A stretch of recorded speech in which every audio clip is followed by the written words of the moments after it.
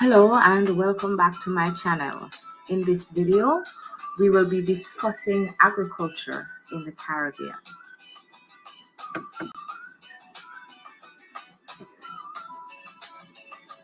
Agriculture is the cultivation of crops and the rearing of animals for the production of food as well as non-food resources. Agriculture may be classified into a number of categories. It is called arable if crops are being cultivated, and pastoral if livestock are being reared. Arable farming is called monoculture if one crop is being cultivated, and polyculture or mixed cropping if more than one crop is being cultivated. It is called subsistence farming if the farmer farms to feed his family, and commercial if the intention is for sale and profit.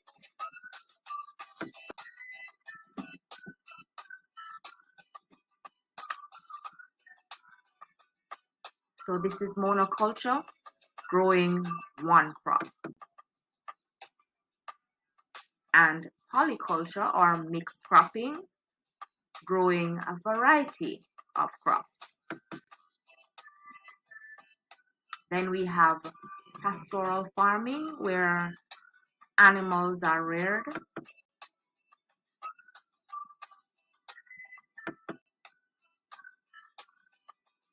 and mixed farming, where farmer both rears animals and grow crops on the same farm.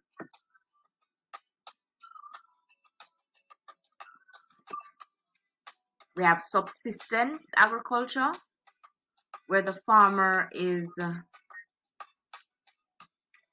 mainly farming to take care of the nutritional needs of his family, and commercial, where the intention is for sale to make a profit.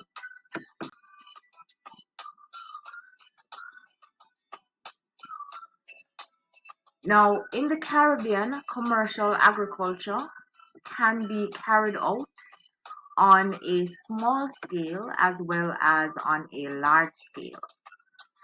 Small scale agriculture includes farms of less than 10 hectares, while large scale farming includes farms of over 100 hectares.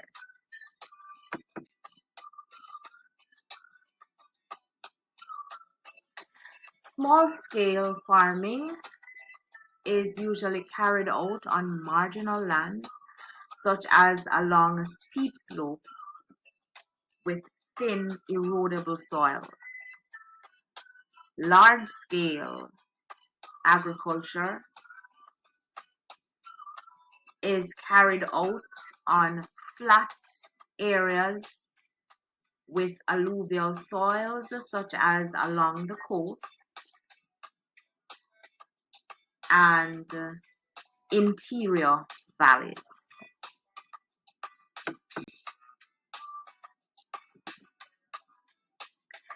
Small scale involves family labor with a very small staff, sometimes only the farmer. The staff members do not specialize. They do a variety of tasks.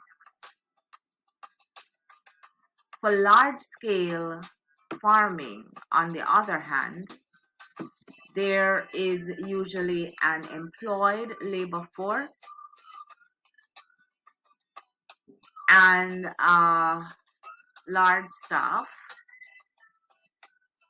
which carry out specialized functions.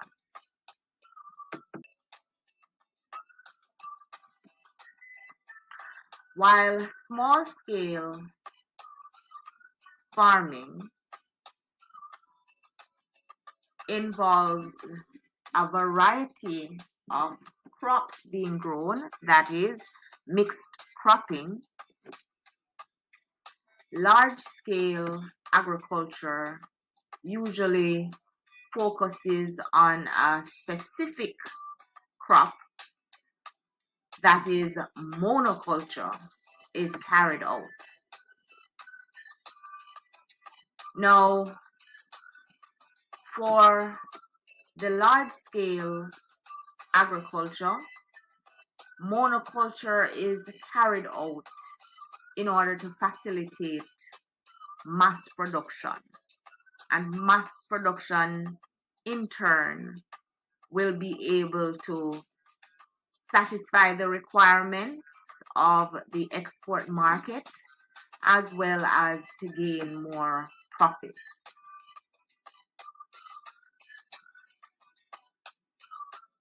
Mixed cropping also has certain advantages for the small-scale farmer.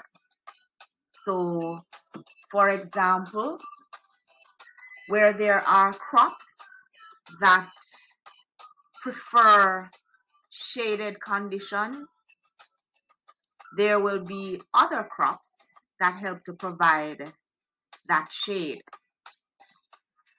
Then, where crops with deep roots are planted beside other crops with shallow roots, the crops with the deeper roots are able to pull up water and nutrients and make them available for those crops with the shallow roots. Since many small-scale farmers only sell their surplus and therefore are also using the crops they grow to take care of their family's nutritional needs, a wide variety of crops helps to ensure that all the different nutritional needs are met.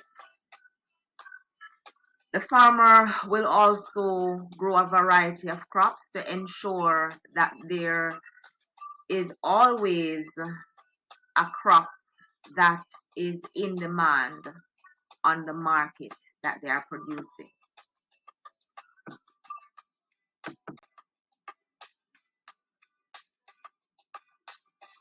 In terms of technology, small-scale farmers use simple hand tools such as cutlass, forks, hoes, wheelbarrows, and so on. Large-scale farmers, on the other hand, use advanced machinery, which can do much more work in a smaller space of time.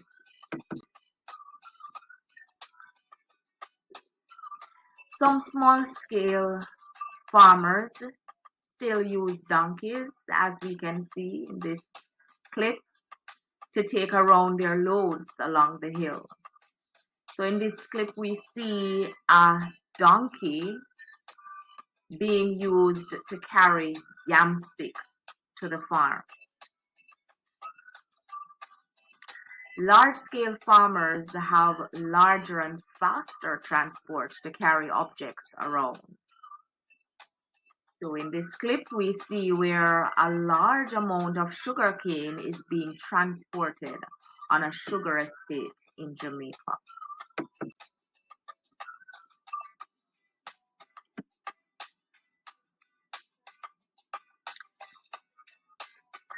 Again, when it comes on to harvesting time, different types of technology and equipment are used for reaping the crops. So we see here a small-scale farmer using a fork to reap his carrots, while on the sugar estate, we see a combined harvester being used to reap the sugar cane.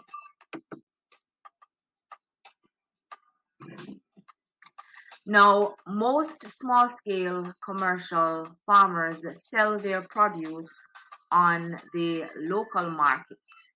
They may sell them in their local communities, for example, by the corner shops, while large-scale farmers usually produce for the export market.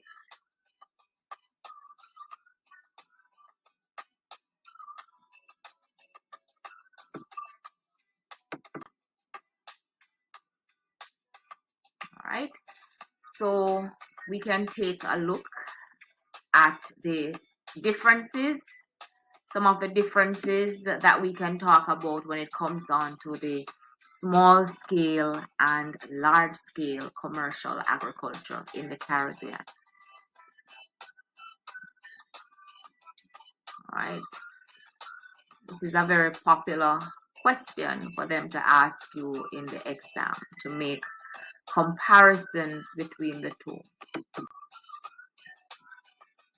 Now we want to move on to another part of the syllabus, or another part of the topic, where we look at the factors which influence agriculture in the Caribbean. Now, these factors will help to determine the type of agriculture that is carried out. They will influence the types of farming practices that are carried out. They will influence the types of decisions that are made by the farmers. So when you think about factors, think about things that influence all aspects of agriculture. All right, so one of the physical factors influencing agriculture in the Caribbean is relief. Relief influences the scale at which farmers will operate. Large-scale agriculture is often carried out on flat, lowland areas to accommodate the use of machinery. It is easier to carry out small-scale agriculture along hillsides.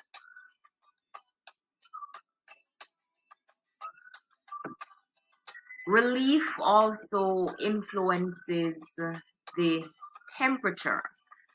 So the further up you go,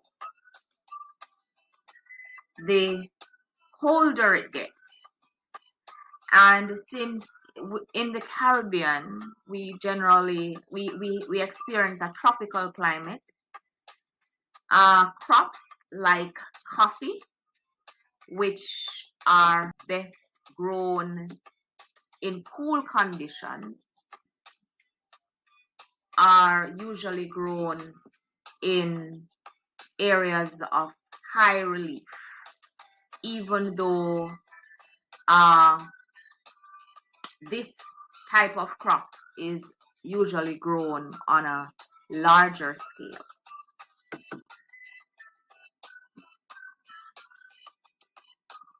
Another physical factor is climate. Most Caribbean territories have a tropical marine climate, which has warm temperatures with a dry and wet season.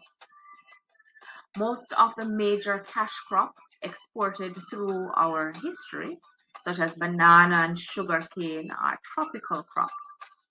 Most farmers in the Caribbean plan their activities around the seasons to get maximum benefits.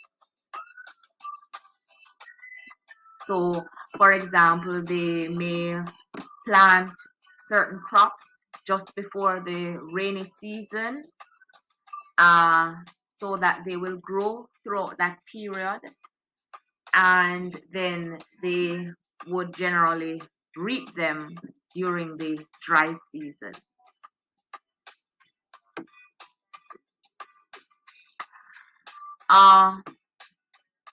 Another factor is soil. Soil type determines whether or not the land can be used for crop cultivation, as well as if it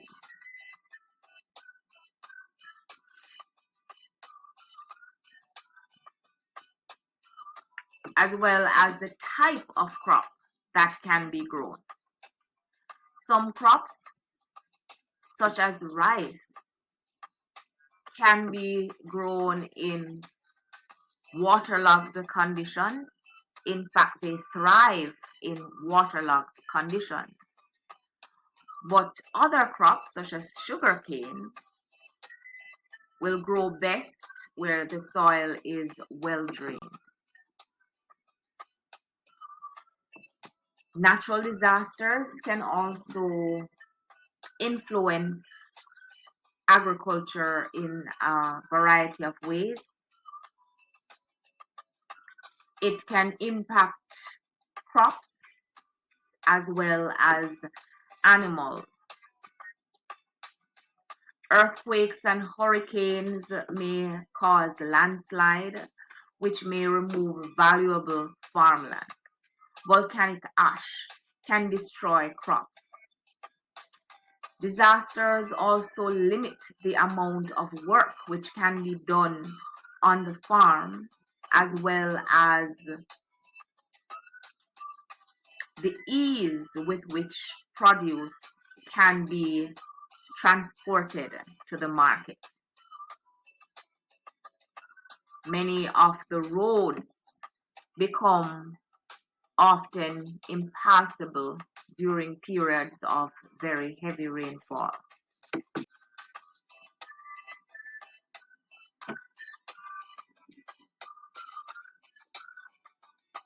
One human factor which influences agriculture is tradition. Many farming practices carried out in the Caribbean are passed down through tradition. Traditional practices are more easily maintained on small family farms than on large-scale farms, where the aim is to make profit, and so the farmer is usually more willing to do research and ready to try new techniques that can improve his yields. Labor is another human factor.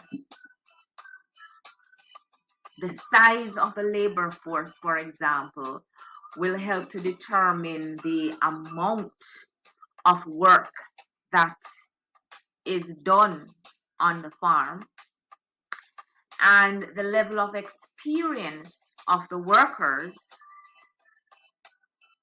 can also influence the quality of work that is done on the farm.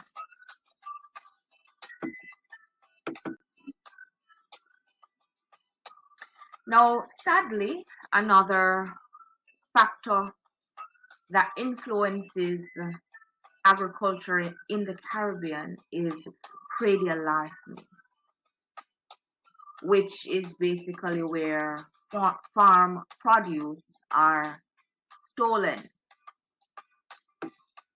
Now, in a farming community with a history of Praedial Larceny, many farmers may not be willing to invest heavily in their farming for fear of losing their profit to thieves. It may also determine the amount and type of labor a farmer will employ, and the willingness for the farmer to implement security measures as well as the type of security measures that he will seek to employ. Technology, another factor influencing agriculture, allows us to get more work done in a shorter space of time. So, where more modern technology is available, less staff is usually employed.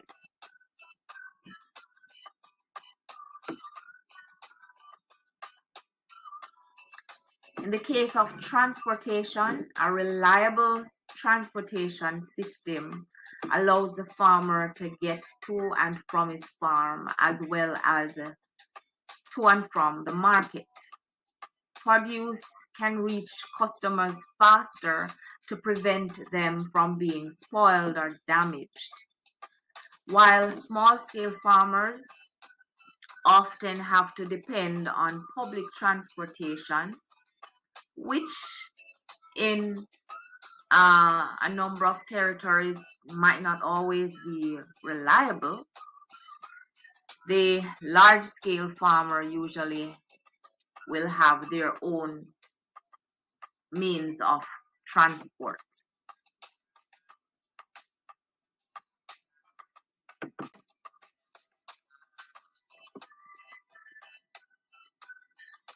Another factor is land tenure. This determines who can use the land, for how long they can use the land, and under what conditions. A farmer may be the owner or tenant.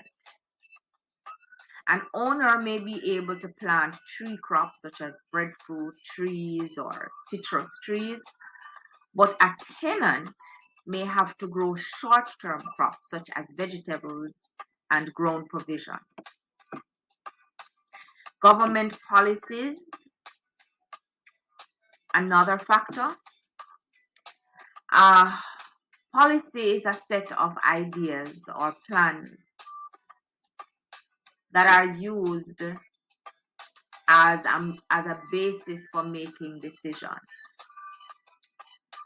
So when policies are put in place, this will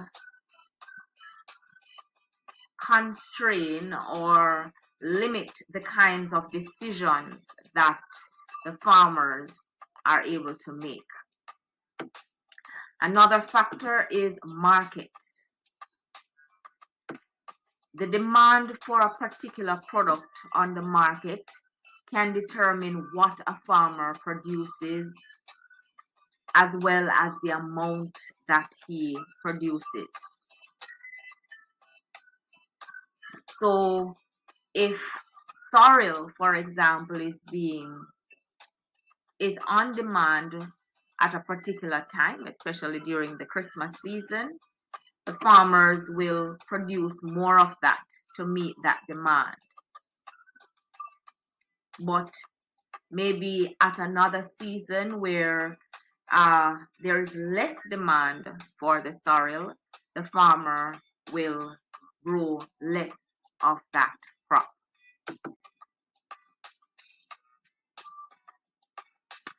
Now, what are some of the benefits of agriculture in the Caribbean? Agricultural produce agricultural produce exported to other countries will help the Caribbean countries to earn foreign exchange.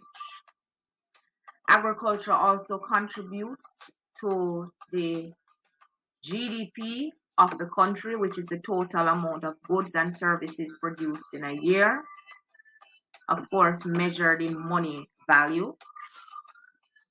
Agriculture provides raw materials for secondary industries, and of course, not only food processing industries, but other industries, including textile industries, cosmetic industries, and so on. Agriculture provides employment, especially to rural residents, and therefore it contributes to the development of the rural economy. Agriculture also provides fresh food and contributes therefore to food security. Agriculture is also contributes to the development of our culture.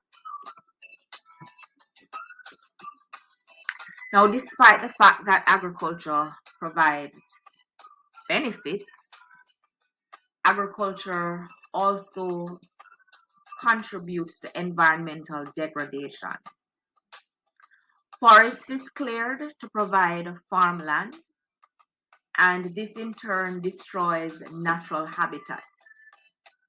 Fertilizers may pollute groundwater, which may lead to the sea and negatively impact marine life. Nitrous oxides found in most chemical fertilizers is also a greenhouse gas and therefore contributes to global warming. Farming on the hill slopes can lead to sedimentation of rivers, which in turn may cause flooding. Spraying pesticides may help to cause air pollution. Soil erosion, which is the removal of topsoils, may occur where the land is left exposed to the elements. Farming on steep slopes may also result in landslides. So in order to overcome these problems, it is important that farmers carry out sustainable agriculture.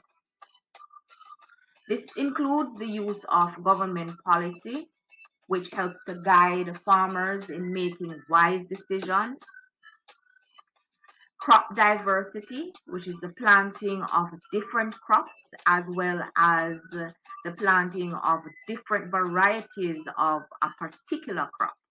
This improves the soil health and quality. It decreases pests. It encourages beneficial organisms. It improves economic resilience.